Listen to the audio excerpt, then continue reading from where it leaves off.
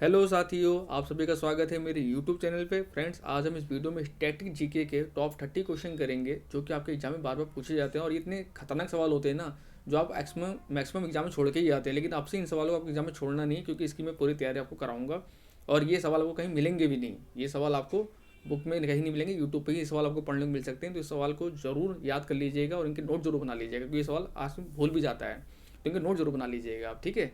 तो अगर आप रेलवे की एसएससी खासकर एग्जाम की तैयारी कर रहे हैं तो ये सवाल बहुत ज़्यादा काम आपके आएंगे।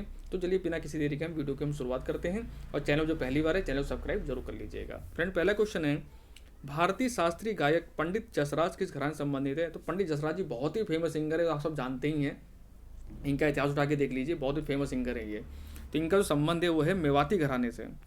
Option number B. अगला सवाल है, प्रसिद्ध गायिका एम एस सुब्बुलक्ष्मी एक भारतीय कर्नाटका गायिका थी जिनका जन्म हुआ था। तो एम एस सुब्बुलक्ष्मी जी को भारत में भी मिला हुआ है। और ये कहाँ से बिलोंग करती थी? ये मदुरै से बिलोंग करती थी। Option number D. अगला सवाल है, अल्लाह राखा कुरैशी जिन्हें लोकप्रिय रूप से अल्लाह राखा के रूप में जाना जाता है, एक भारतीय वादक हैं। तो अल्लाह राखा बहुत ही फेमस हमारे तबला वादक हैं, याद रखिएगा। Right answer option number C. अगला सवाल है, डैश भारत के राष्ट्रीय ऑर्केस्ट्रा के संस्थापक हैं? तो फ्रेंड्स, भारत के जो राष्ट्रीय ऑर्केस्ट्रा के संस्थापक हैं वो हैं Ravi Shankar. Option number D. और देखिए सारे ऑप्शन शंकर लगा हुआ है तो आदमी कंफ्यूज हो सकता है, तो याद रखिएगा रवि शंकर और भारतीय राष्ट्रीय ऑर्केस्ट्रा के संस्थापक हैं, ठीक है ना। अगला सवाल है, अब देखिए, देश के अलग अलग हिस्सों में नए साल को अलग अलग नामों से मनाया जाता है। अब आपको बताना है, देखो विशु नया साल है, पुथंडू भी नया साल है, गुड़ी पड़वा भी नया साल है और पोइला बैसाख भी नया साल है। अभी कहाँ कहाँ मनाया जाता है? तो फ्रेंड, विशु आपको मैंने पढ़ाया था, विशु मनाया जाता है केरल में। तो पहले में तो हमारा सी आ जाएगा। अब देखिए ऑप्शन भी देखते चलना है हमको। रेलवे और ग्रुप डी के जो पेपर आप देंगे ना, रेलवे के या एसएससी के, उनमें ऑप्शन जरूर देख के चलिएगा कि तरह एक ऑप्शन से आपका आंसर मिल जाता है। अब देखिए पहले में सी वाला ऑप्शन हमको एक ही दिख रहा है, ऑप्शन नंबर सी। तो हम और ऑप्शन ढूंढेंगे? नहीं ढूंढेंगे। लेकिन फिर भी मैं आपको बता देता हूँ, पुथंडू कहाँ का? पुथंडू तमिलनाडु का है। गुड़ी पड़वा कहाँ का? महाराष्ट्र का है। और पोइला बैसाख कहाँ का? पश्चिम बंगाल का है, ठीक है ना। अगला सवाल है, निम्नलिखित में से किस तिकड़ी को कर्नाटका संगीत की त्रिमूर्ति कहा जाता है? ये बहुत ही इंपॉर्टेंट सवाल है फ्रेंड्स। कर्नाटका संगीत की त्रिमूर्ति है ना, ये हर एग्जाम पूछाता है सवाल को। तो ये आपको याद रखना है, कौन कौन थे? त्यागराज थे, मुथुस्वामी दीक्षितार थे और श्यामा शास्त्री जी थे। और राइट आंसर होगा हमारा ऑप्शन नंबर सी। अगला सवाल है, निम्नलिखित संगीतकारों में से किसने वर्ष 2008 में सर्वश्रेष्ठ समकालीन विश्व संगीत एल्बम ग्लोबल ड्रम प्रोजेक्ट जीता था? तो ग्लोबल ड्रम प्रोजेक्ट जो जीता था, किने जीता? जाकिर हुसैन ने जीता था। अब जाकिर हुसैन भी क्या है? ये तबला वादक हैं। अल्लाह राखा और जाकिर हुसैन, ये दो फेमस तबला वादक हैं, इनसे जरूर एग्जाम पे सवाल पूछे जाते हैं, ठीक है ना। अगला सवाल है, सोनल मानसिंह किसके लिए प्रसिद्ध हैं? तो फ्रेंड्स, सोनल मानसिंह है, ये क्या है? हमारी भारतीय नृत्य है। Option number D. अगला सवाल है, प्रसिद्ध शास्त्रीय नृत्यांगना शोभना नारायण किस नृत्य शैली संबंधित हैं? शोभना नारायण बहुत इंपॉर्टेंट है, बहुत ही क्या पूछा जाता है। तो शोभना नारायण का संबंध है वो है कथक से। Option number D. अगला सवाल है, पंडित बिरजू महाराज किस भारतीय नृत्य शैली के प्रसिद्ध नर्तक हैं? तो फ्रेंड, जो पंडित बिरजू महाराज जी हैं, इनका संबंध है कथक से। Option number B. अगला सवाल है, साहित्य अकेडमी का औपचारिक उद्घाटन भारत सरकार द्वारा 12 मार्च को किया गया था। तो फ्रेंड, जो साहित्य अकेडमी अवार्ड है, इसकी स्थापना 12 मार्च 1954 को की गई थी। Option number B. अगला सवाल है, व्यास सम्मान एक साहित्यिक पुरस्कार पहली बार वर्ष में प्रदान किया गया था। तो फ्रेंड, जो व्यास सम्मान ये भी साहित्य अकेडमी अवार्ड है, इस जो इसकी स्थापना करी गई थी वो करी गई थी 1991 में। राइट आंसर होगा हमारा 1991, ऑप्शन नंबर डी। अगला सवाल है, डैश संगीत के लिए पुलित्जर पुरस्कार जीतने वाले पहले रैपर हैं? तो फ्रेंड्स, पुलित्जर अवार्ड जीतने वाले जो पहले रैपर हैं, पहले रैपर की बात हो रही है, वो है बहुत ही famous Kendrick Lamar. Option number C. अगला सवाल है, ए आर रहमान ने किस वर्ष 2 ऑस्कर अवार्ड जीते थे? तो फ्रेंड्स, ये बहुत इंपॉर्टेंट सवाल है ए आर रहमान का। तो ए आर रहमान ने ये 2 अवार्ड जो जीते थे वो जीते 2009 में। Option number C. अगला सवाल है, दादा साहब फाल्के पुरस्कार किस क्षेत्र में महत्वपूर्ण सार्वजनिक उपलब्धि के लिए दिया जाता है?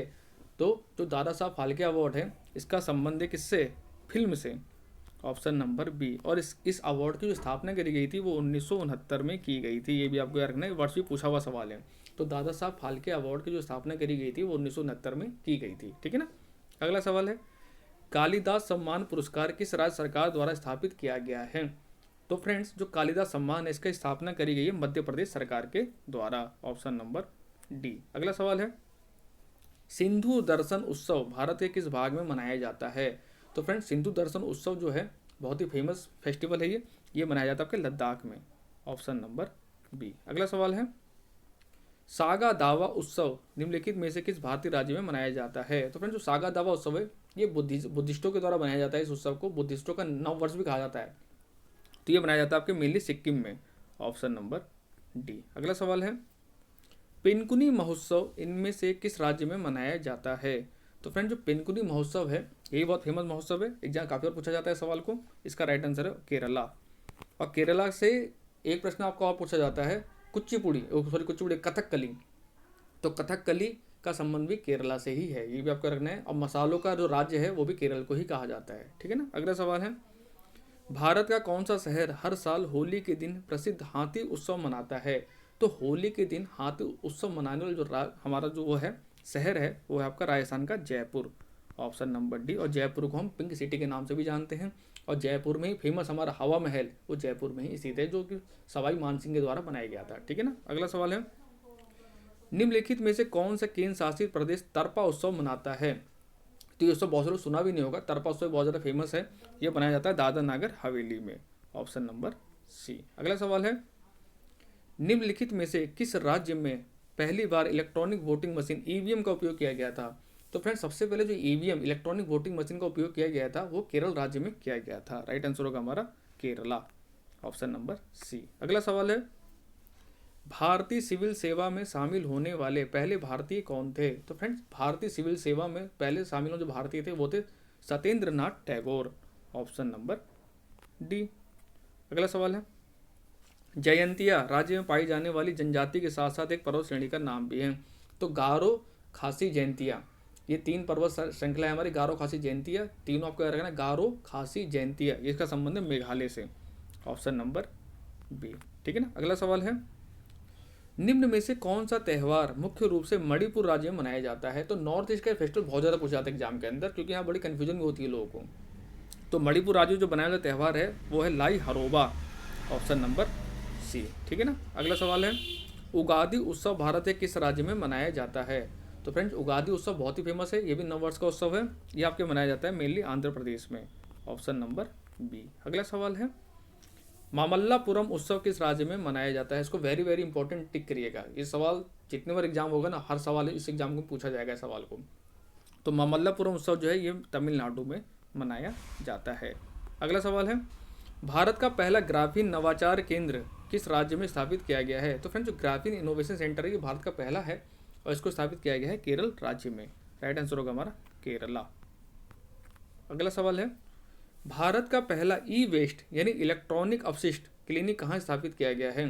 तो भारत का जो पहला ई वेस्ट क्लिनिक है ये आपके मध्य प्रदेश की राजधानी भोपाल में स्थापित किया गया है। राइट आंसर होगा ऑप्शन नंबर ए। अगला सवाल है, ओंग्स नामक आदिवासी समूह निम्न में से किस केंद्र शासित प्रदेश में निवास करते हैं? तो ओंग्स बहुत ही खतरनाक जनजाति हैं और इनके सामने अगर आप आ गए तो आपको मार ही देंगे। ये बहुत पहले आज से 2-3 साल पहले बहुत ज़्यादा न्यूज़ में आए भी थे, जब इन्होंने जो वहाँ टूरिस्ट गए थे उनको मार दिया था इन्होंने। तो ओंग जनजाति का संबंध है अंडमान निकोबार से। Option number D.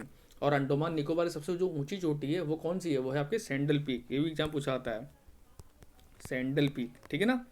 और यहीं पर सबसे हमारा ज्वालामुखी है कौन सा? बैरन ज्वालामुखी भी यहीं पर है हमारा। तो फ्रेंड्स ये हमारे टॉप 10 क्वेश्चन समाप्त होते हैं। आई होप आप लोगों को वीडियो अच्छी लगी होगी। वीडियो को लाइक शेयर करना, चैनल पहले हो चैनल सब्सक्राइब जरूर करिएगा। मिलते हैं आपसे नेक्स्ट वीडियो में।